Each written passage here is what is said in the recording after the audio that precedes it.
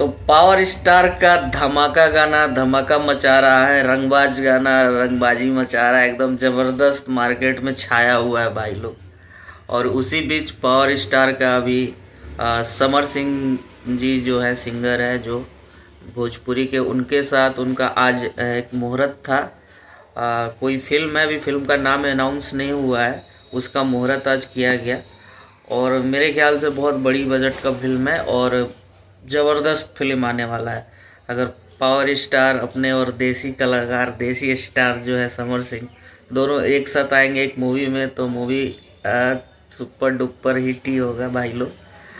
और बाकी विशाल सिंह ने जो कल रेला है उसका जवाब अभी तक उधर से कोई नहीं दे पाया है और शायद देगा भी नहीं, और मेरे ख्याल से देना भी नहीं चाहिए। देखिए वो अलग बात है, लड़ाई झगड़ा होता है ठीक है, लेकिन काम पर ध्यान दे सब लोग, वही ज़्यादा बेहतर है।